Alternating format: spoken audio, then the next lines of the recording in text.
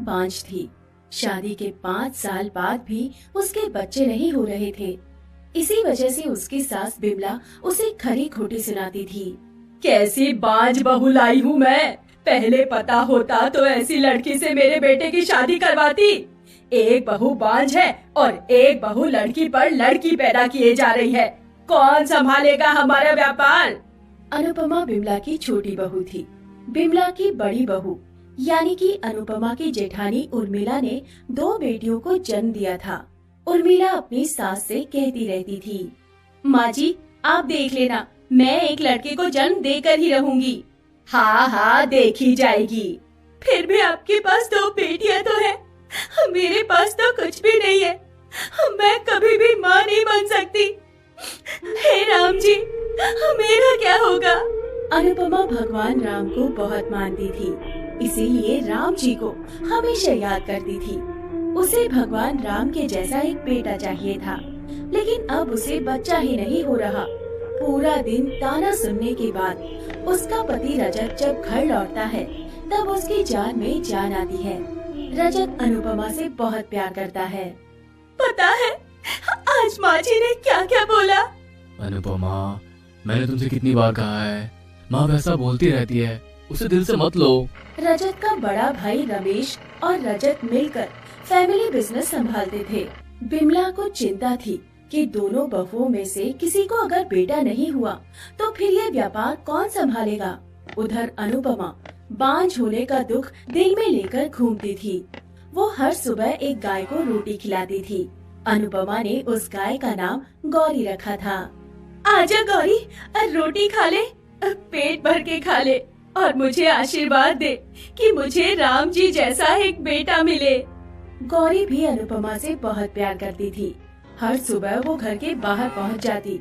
रजत अनुपमा को लेकर हर हफ्ते डॉक्टर के पास जाता था और डॉक्टर से रिक्वेस्ट करता था, डॉक्टर साहब मेरी बेबी को बस ठीक कर दीजिए, बस वो माँ बन सके। हाँ डॉक्टर साहब मैं माँ बनना चाहती हूँ। ये बांझ बांझ सुनना मुझे और अच्छा नहीं लगता। देखिए अनुपमा जी, आपका गर्भ बच्चा पालने के लायक नहीं है। आप ऐसे तो माँ नहीं बन सकती। तो फिर कैसे बन सकती हूँ। आप जो बोलेंगे हम वही करेंगे। आपको किसी का घर भाड़ा लेना पड़ेगा, नहीं तो कुछ नहीं हो सकता। इसे सरोगेसी कहते हैं।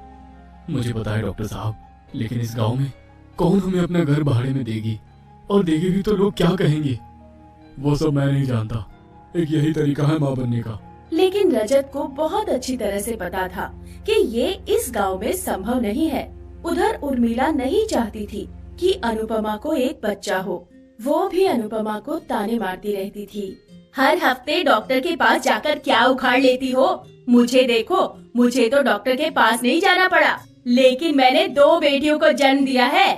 आप तो महान हो दीदी, पर मैं आप जैसी नहीं हूँ। मेरा गर्भ बच्चा पालने के लायक नहीं है। मुझे तो पता ही था, इसका मतलब तुम कभी भी माँ नहीं बन पाओगे। ये सब सुनकर अनुपमा का दिमाग खराब हो रहा था। हे राम जी, क्या आप मेरी पुकार नहीं सुन रहे हो। राम जी, मैं माँ बनना चाहती हूँ। अनुपमा राम जी को बुला रही थी और राम जी सब कुछ सुन रहे थे। भगवान राम हमेशा अपने भक्तों की सुनते हैं। अनुपमा का दुख उनसे और नहीं देखा गया। एक दिन दोपहर को वो एक भिखारी के रूप में अनुपमा के घर आए। भगवान के नाम पे कुछ खाने के लिए दे दो, कुछ दे दो। उर्मिला वहीं पर थी। वो भिखारी को भगाने की कोशिश करने लगी। अरे जाओ यहाँ से, खाना क्या मुफ्त में मिलता है। जाओ भागो यहाँ से। लेकिन तभी अनुपमा आ गई। अनुपमा का दिल बहुत साफ था। उसके दिल में दया और प्यार के अलावा कुछ भी नहीं था। दीदी ऐसे क्यों बात कर रहे हैं आप इनसे। आइए बाबा यहाँ बैठिए, मैं कुछ खाने के लिए लाती हूँ। अनुपमा ने भिखारी को एक कुर्सी पर बिठाया। ये सब करके कुछ भी नहीं होगा अनुपमा, इतना पुण्य कमाकर भी तू माँ नहीं बन पाएगी। ये बोलकर उर्मिला अपने कमरे के अंदर चली गई। अनुपमा ने उर्मिला की बातों पर ध्यान नहीं दिया। उसने भिखारी को खाना खिलाया। खाना खाकर उन्होंने कहा, आपका बहुत बहुत धन्यवाद।